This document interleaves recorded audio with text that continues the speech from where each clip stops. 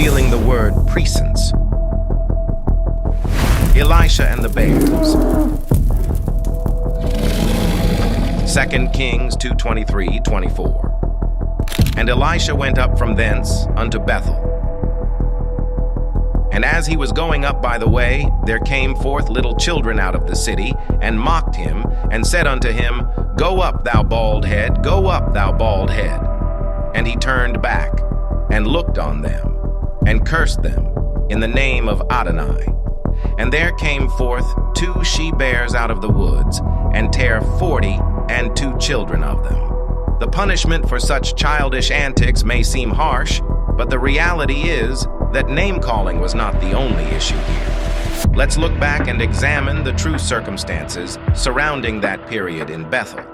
After King Solomon's death, Rehoboam became ruler of the Israelite tribes. However, as prophesied by Ahijah for 1 Kings 11:31-35, the house of Israel was divided into 2 kingdoms, for the people revolted against heavy taxes levied by Solomon and Rehoboam. 10 of the 12 tribes withdrew their allegiance to the house of David and proclaimed Jeroboam their king, forming the northern kingdom of Israel, Samaria. King Jeroboam rebuilt and fortified Shechem as the capital of the northern kingdom, and fearing that pilgrimages to the temple in Jerusalem prescribed by the law might be an occasion for his people to go back to their old allegiance, he built 2 state temples with golden calves, one in Bethel and the other in Dan. 1 Kings 12:26-30. And Jeroboam said to himself in his heart, The kingdom will probably go back to King David's house. If the people continue going to the temple of Adonai in Jerusalem to offer sacrifices, they will want to be ruled again by Rehoboam, king of Judah. Then they will kill me and follow Rehoboam, king of Judah. King Jeroboam asked for advice. Then he made 2 golden calves. It is too long a journey for you to go to Jerusalem to worship, he said to the people. Israel, here are your gods who brought you out of Egypt. Jeroboam put 1 golden calf in the city of Bethel and the other in the city of Dan. This became a very great sin, because the people traveled as far as Dan to worship the calf there. Jeroboam ordained a feast on the 15th day of the 8th month, like the feast that was in Judah, and offered sacrifices on the altar. So he did at Bethel, sacrificing to the calves that he had made. And at Bethel he installed the priests of the high places which he had made. So he made offerings on the altar which he had made at Bethel on the 15th day of the 8th month, in the month which he had devised in his own heart. And he ordained a feast for the children of Israel, and offered sacrifices on the altar, and burned incense. Later in the next chapter, we see Yahuah condemning Jeroboam's actions while he burned incense on the golden calf altar. 1 Kings 13. And behold, a man of Yah went from Judah to Bethel by the word of Adonai, and Jeroboam stood by the altar to burn incense. Then he cried out against the altar by the word of Adonai and said, O altar, altar! Thus says Adonai, Behold, a child, Josiah by name, shall be born to the house of David, and on you he shall sacrifice the priests of the high places who burn incense on you, and men's bones shall be burned on you. And he gave a sign the same day, saying, This is the sign which the Lord has spoken. Surely the altar shall split apart, and the ashes on it shall be poured out. So it came to pass, when King Jeroboam heard the saying of the man of Yah, who cried out against the altar in Bethel, that he stretched out his hand from the altar, saying, Arrest him! Then his hand, which he stretched out toward him, withered, so that he could not pull it back to himself. The altar also was split apart, and the ashes poured out from the altar, according to the sign which the man of Yah had given by the word of Adonai. After this event, Jeroboam did not turn from his evil way, but again he made priests from every class of people for the high places. Whoever wished, he consecrated him, and he became one of the priests of the high places. And this thing was the sin of the house of Jeroboam. Now it's been made clear that Bethel was not in right standing with Yahuah. Idol worship had taken over the city since the rule of King Jeroboam.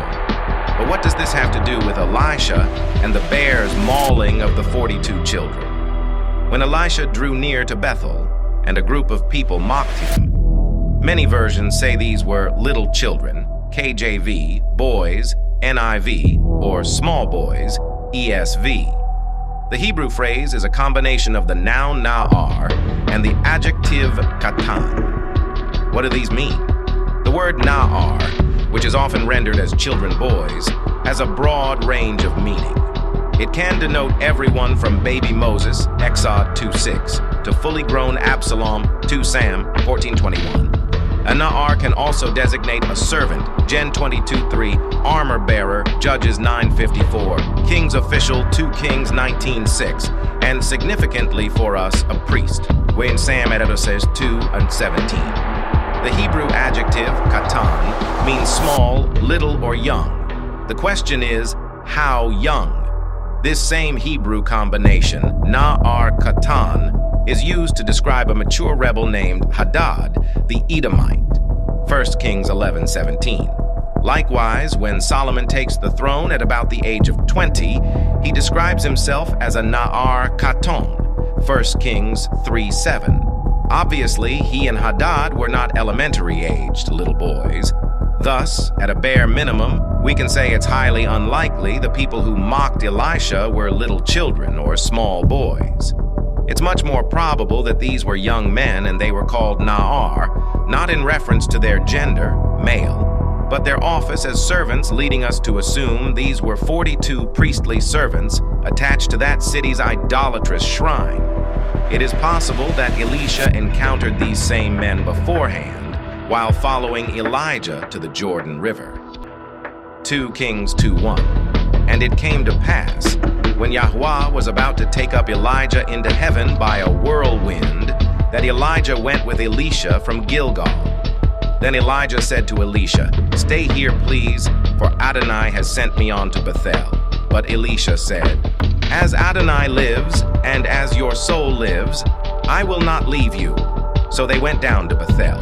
Now the sons of the prophets who were at Bethel came out to Elisha and said to him, "Do you know that Yahuah will take away your master from over you today?" And he said, "Yes, I know. Keep silent." As we previously read, these sons of the prophets were not prophets of Yahuah. Instead, they would have been prophets of Baal, idol worshippers. The mocking chants of these men, "Go up, thou bald head, go up, thou bald head," can be interpreted in several ways. The word to go up in Hebrew is Allah. To go up, ascend, climb. This is the same term used when going up to Jerusalem and the temple, you make aliyah. During ancient times, locations of worship were usually established in high places, as we can see throughout the Old Testament. The same would be true for the placement of the golden calf in Bethel. Jeroboam would have erected this image in a high place, requiring the people to go up and worship. When the men yell for Elisha to go up, it's possible that they're instructing him to ascend to the high place in Bethel and make a sacrifice to the golden calf. Refusal to participate in the Israelite civil cult had led to the murder of hundreds of prophets of Yahuah at the ends of Ahab's forces. Non-compliance with the demands to engage in pagan worship would have resulted in Elisha's death, as it had for so many other prophets.